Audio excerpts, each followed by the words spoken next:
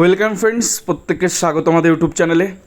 যে সমস্ত ভিউয়ার্সরা প্রথমবার চ্যানেলটি দেখছেন তারা অবশ্যই চ্যানেলটিকে সাবস্ক্রাইব করে দেবেন এবং চ্যানেলের পাশে থাকা বেল আইকনটি প্রেস করবেন যাতে এই ধরনের খবরাখবর সবচেয়ে আগে সবচেয়ে দ্রুত আপনাদের কাছে পৌঁছে যায়। তো এই মুহূর্তে দাঁড়িয়ে সবচেয়ে বড় যে খবরটা, সেই খবরটা আপনাদের সামনে তুলে ধরার চেষ্টা করছি। সেটা হচ্ছে ওএমআর কেস আপডেট, অর্থাৎ আগামীকাল 2014 টেটের যে ওএমআর শিট নিয়ে যে মামলা, অর্থাৎ শান্তনু শীল, বাবলু পাল সহ একাধিক মামলা, প্রায় 45টি মামলা কিন্তু কালকে লিস্টেড হয়েছে।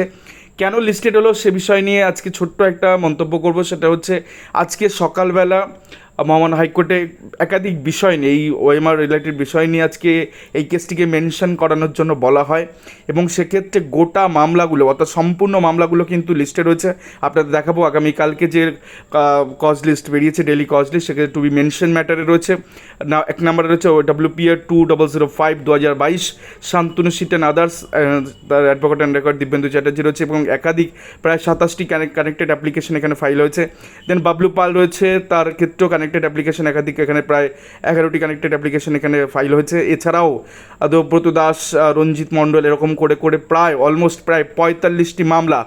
আর যদি কানেক্টেড অ্যাপ্লিকেশন দেখা যায় তাহলে প্রায় অলমোস্ট 80 থেকে 90টি মামলা কিন্তু লিস্টেড হয়ে গেল আগামীকাল, অর্থাৎ 2014 টেটের যে ওএমআর শিট সংক্রান্ত যে বিষয়গুলো একাধিক জায়গায় উঠে এসেছিল এবং সেক্ষেত্রে সিবিআইকে ডিরেকশন দিয়েছে। সিবিআই প্রায় 60 পাতার মতন এক্ষেত্রে তারা এফিডেভিট দায়ের করেছে, হলফনামা জমা দিয়েছে, এই ক্ষেত্রে রিপোর্ট পেশ করেছে তারা।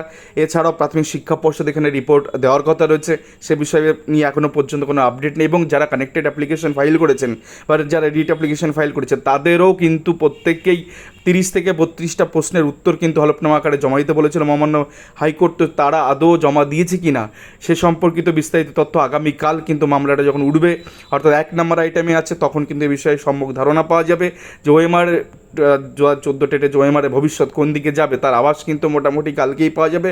যদিও মামলাটি 24শে জুন কিন্তু রাখা রয়েছে, সেই দিনই এই মামলার ফাইনাল বা চূড়ান্ত শুনানির কিন্তু সম্ভাবনা রয়েছে। যাই হোক, এই ছিল আজকের ভিডিও।